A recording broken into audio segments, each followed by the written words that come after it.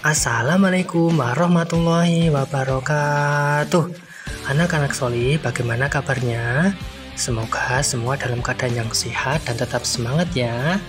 Anak-anak, mari kita awali kegiatan pembelajaran bahasa Indonesia kali ini dengan bacaan tasmiyah.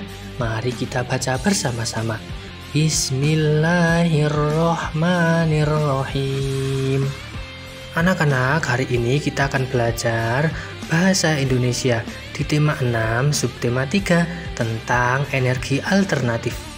Sumber energi dibagi menjadi dua macam, yaitu sumber energi yang tidak dapat diperbarui dan sumber energi yang dapat diperbarui. Sumber energi yang tidak dapat diperbarui adalah sumber energi yang dapat habis jika digunakan terus-menerus. Contohnya adalah minyak bumi, batu bara, uranium, dan lain-lain. Sedangkan sumber energi yang dapat diperbarui adalah sumber energi yang tidak dapat habis jika digunakan terus-menerus. Pak Aswari, emangnya ada ya sumber energi yang tidak akan habis walaupun digunakan terus-menerus? Anak-anak ada yang tahu? Ya betul, jawabannya ada, yaitu energi alternatif. Energi alternatif adalah sumber energi yang tidak akan habis karena dapat diperbarui. Walaupun digunakan terus-menerus, energi ini tidak akan habis. Proses pembentukan energi alternatif memanfaatkan energi di alam yang terus-menerus ada. Contohnya, sinar matahari, angin, air, dan panas bumi. Sumber energi alternatif yang pertama adalah matahari. Matahari menghasilkan energi cahaya dan panas. Cahaya dan panas matahari dapat diubah menjadi energi listrik. Alat yang digunakan adalah sel surya. Sel surya digunakan pada pembangkit listrik tenaga surya. Namun di Indonesia masih jarang ditemui karena sel surya itu harganya relatif mahal. Anak-anak, berikut adalah foto dari sel surya.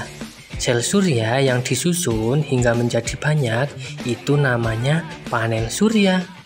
Panel surya adalah kumpulan dari sel surya yang disusun. Sumber energi alternatif yang berikutnya adalah angin. Angin dapat dimanfaatkan sehingga dapat menghasilkan energi listrik melalui pembangkit listrik tenaga bayu atau PLTB. Pembangkit listrik tenaga bayu atau PLTB berasal dari embusan angin. PLTB biasanya dibangun di pantai dan pegunungan. Kincir angin raksasa akan berputar saat terkena embusan angin. Gerakan kincir akan memutar turbin dan menyalurkan tenaganya ke generator penghasil listrik. Anak-anak, semakin tinggi tiang dan panjang bilah kincir, tenaga listrik yang dihasilkan akan semakin besar. Semakin kencang anginnya, maka semakin kencang turbin yang berputar sehingga akan menghasilkan energi listrik dalam jumlah yang banyak atau besar. Kelebihan dari PLTB adalah yang pertama, sumber energi yang murah dan selalu ada.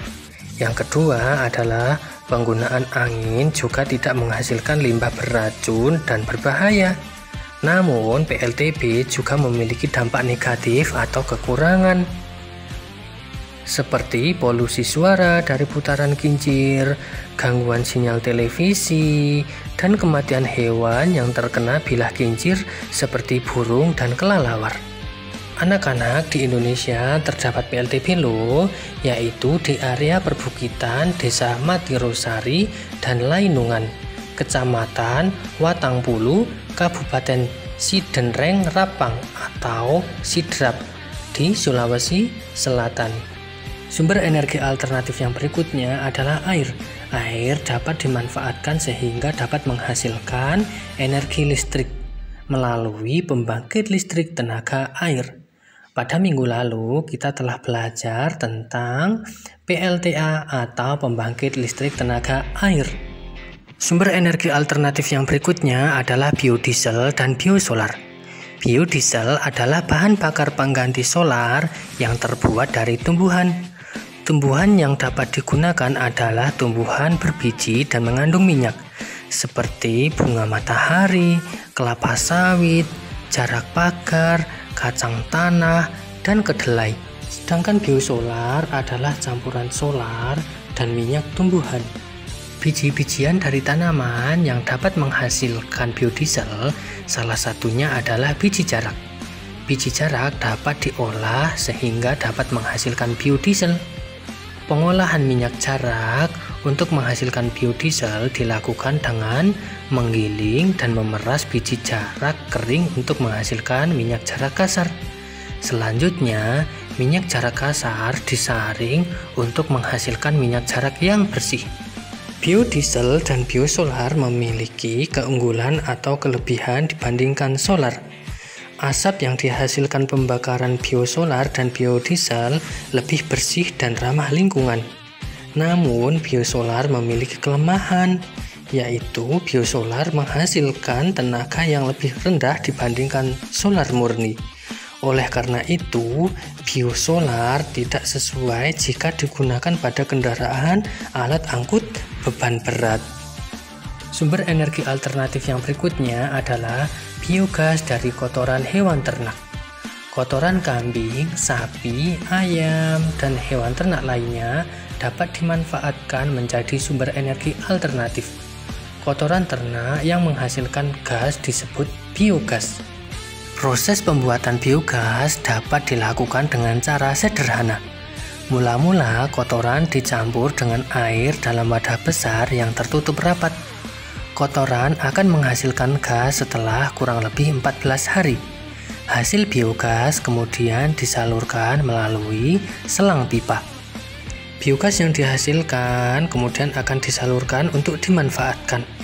Sedangkan ampasnya atau kotorannya dapat digunakan sebagai pupuk. Kelebihan dari biogas yang pertama adalah menghemat biaya gas untuk memasak. Yang kedua, tidak mencemari lingkungan. Dan yang ketiga, memiliki kandungan energi yang tinggi.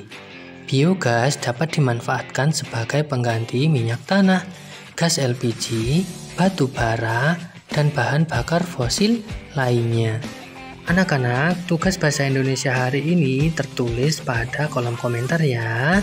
Alhamdulillah, pembelajaran bahasa Indonesia kali ini telah selesai. Mari kita akhiri dengan bacaan hamdalah bersama.